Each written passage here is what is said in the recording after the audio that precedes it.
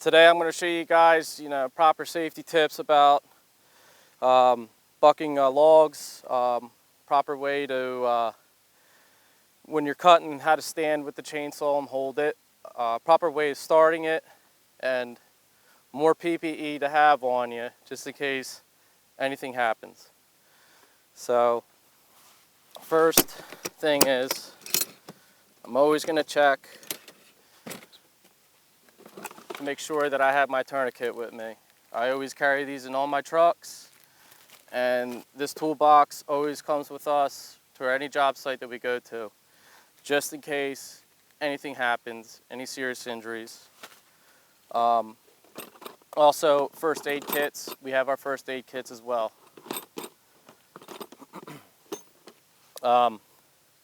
Secondly, if I'm making cuts on logs or trees or anything, I'm going to make sure that I have my wedges and an axe with me, especially a forest axe. So I could use it as a hammer to wedge in the wedges. Also, if I pinch my bar, I can use the axe to get it out. So I'm not creating too much work for myself and try to make it easy as possible and safe.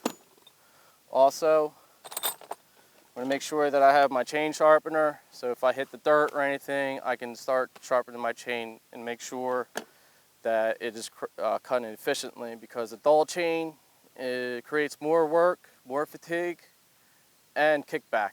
And I'll show you kickback and everything as well. So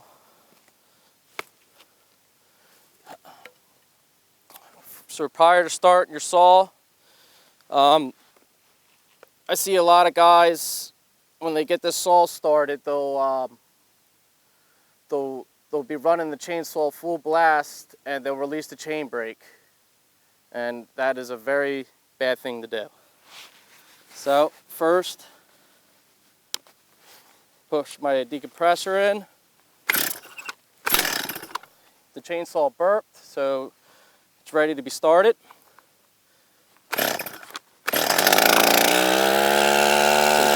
Ready. So I hit the trigger there to release that power, the RPMs down on the chainsaw.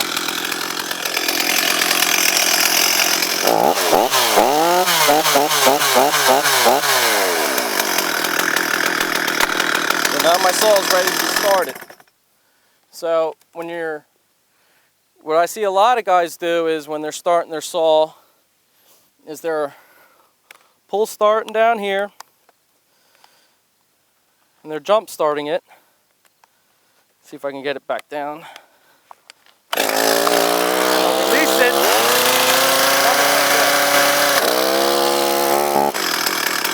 And you don't want to do that because there's so much power going into that chain, and you can just lose control of your saw. There could be people around you, and you just don't have any control of it. So once you get it started and it runs, hit the trigger, just put it in idle. And then you take the chain brake off and then go on. Also, when you're working with a chainsaw, always stand to the left of the chainsaw. You don't want to be in front of it. You don't want to be over here. You don't want to have it in your left hand like this. And the reason is, if I'm cutting a log, which I see a lot of guys do, like this, with their face and their body over the saw like this, and if there's a kickback, it could come back to here, and you're not going to have a good day. So you always want to be on the left to make your cut. So if there is a kickback, you should be here if it does happen.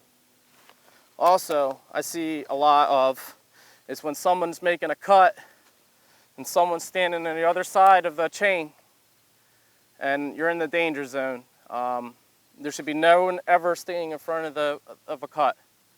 Just because if the chain pops off, you just don't know. You're in the unknown, and anything can happen. The chain can pull this way. Anything can happen. So And another thing too, I see a lot of guys carrying their chainsaws like this. Carrying their chainsaws like this. Proper way to carry a chainsaw is like this. Just in case if you fall, you're not falling on the chain. Because if I go like this with the chainsaw, if I put my brake on, and I go against my body, you can see it's just catching on everything. So it's the proper way to walk is this way. It's lighter. And if you hold it this way, you're going to end up tripping and falling. Especially in a lot of the stuff that we're in, stumps, anything, vines, they'll trip you. So, and also, too, we got to make sure that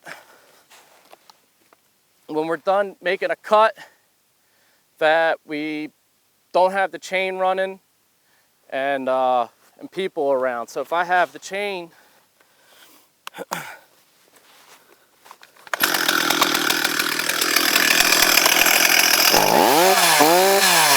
not running around with no brake on.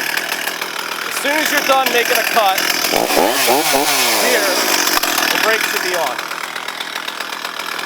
No one should be walking around with a chain running it just at all. This brake must be on. It is very dangerous. I've seen it a couple times. I've seen a lot of stuff. People just walking around with the chainsaw running, no brake on. You're just waiting for an accident to happen. Do not hold a chainsaw or make cuts over your head. Especially if you're cutting limbs down, you can hit the trunk of the tree and then create a kickback. Or somehow you slip and the chainsaw drops. And it's in the unknown then what could happen. So just get a pole saw and you do the proper cut. Do the job correctly.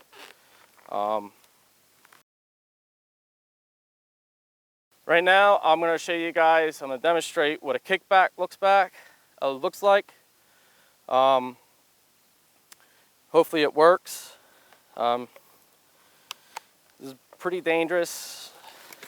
I show my guys all the time at the yard what it looks like, so hopefully it works. Also, before I start, your kickback is right here, on this zone right here. This is your kickback zone.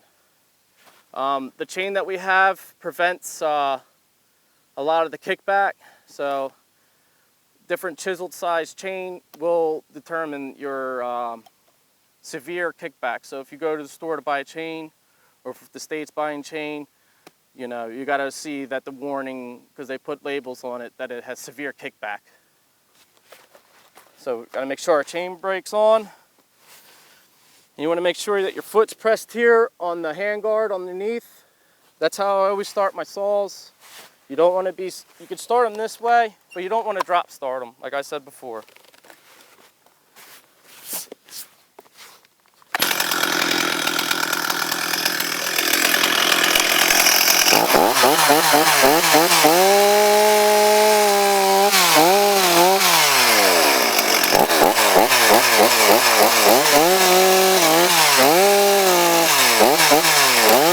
There it is. There's one of your kickbacks. Okay. Now, if you don't have control of, you know, your kickback is coming back at you. I mean, it can hurt your wrist, everything. So I'll do it again.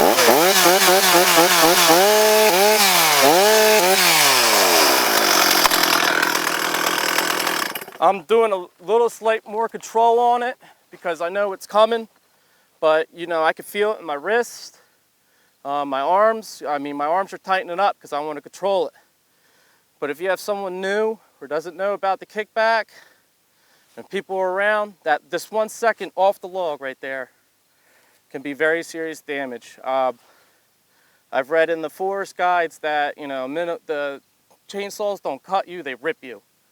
And the stitches are unbelievable. You can get a lot of stitches from them. And some of your bigger saws, you know, the amputation can happen easily.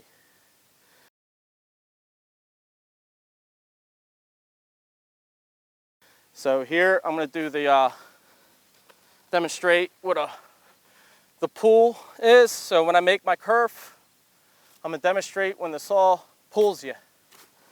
And the reason too, this chain doesn't have severe kickback is, and that demonstrated that it takes some skill to make it do kickback, but you know that the odds are of happening it is high.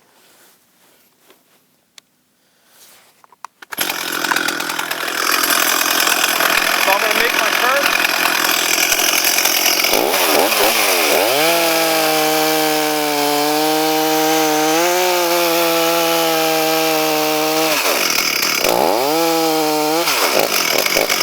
So now I'm going to demonstrate. I don't have the chain brake on of the chainsaw pulling me. And that could be a very dangerous situation, especially if I have a big tree log and no control.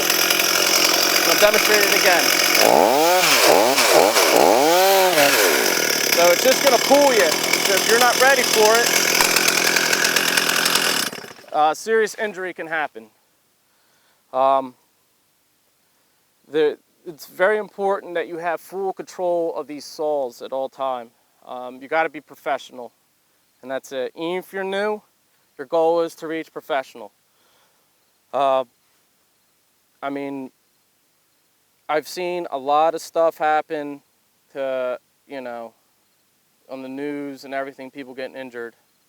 So let's demonstrate how we can do nice proper cuts, and I'll show you some different tips and stuff that we can do to prevent accidents.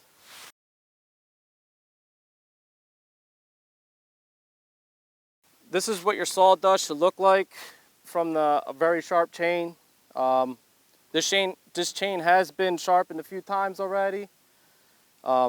So brand new chains will have longer wood chips to it, but this is still perfect. The chain still has a lot of life to it, because if you have anything finer than this, your chain's dull, and you're not going to make good cuts, fast cuts. You're just creating fatigue and more work for yourself. The other thing too is you want to prevent putting your chain into the dirt. So if you put your chain into the dirt, the chain's done, it has to be resharpened. There's things that you can do in the field to sharpen your chain. You have your files.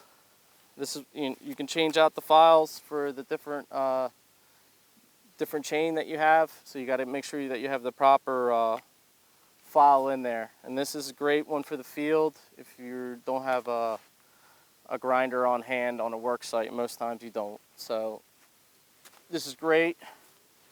Also, if you have a stump around, you can get this to hold your saw in place, and we wedge this into logs and everything, so and we can sharpen it right on site. So this vise is really handy. All you have to do is get the back of an axe and smack it into a stump. So this is how we do, especially with bigger saws.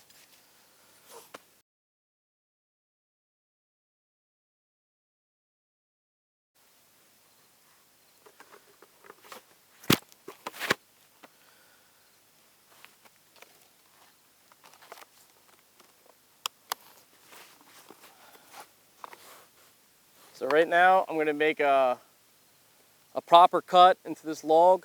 I already have a kerf made, so I'm just going to cut it the full way and make sure that I just don't put the chain into the dirt. That's the goal.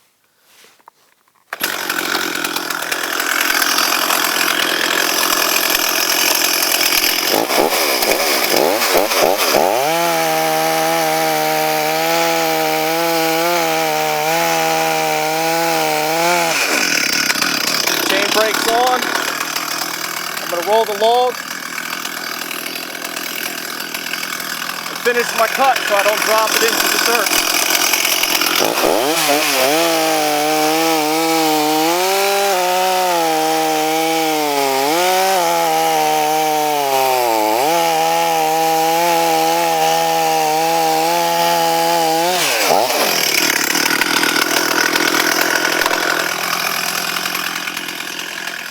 There's your proper cut.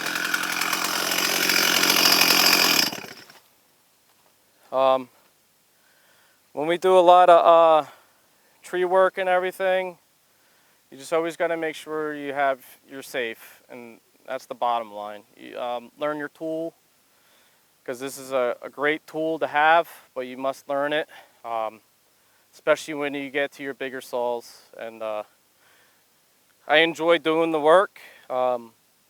I take pride of doing chainsaw work, and everything I do, everything about it, it's who I am. So, but a lot of safety is involved, and if you get comfortable, sometimes I get comfortable, but I know that I have to be on point with safety.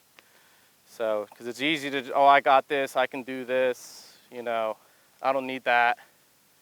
Always, always, always be on point when operating these chainsaws. Another thing too is don't ever operate a chainsaw one-handed, especially your smaller saws. The smaller saws, I see guys can use one hand and stuff, and just don't. I mean, I really think that smaller saws are more dangerous than the bigger saws are, because when people have bigger saw in their hand, they start getting a little nervous, a little scared of them. But when they get a small saw, it's a toy, and it's not. Just always have all your PPE on, just safety all the time.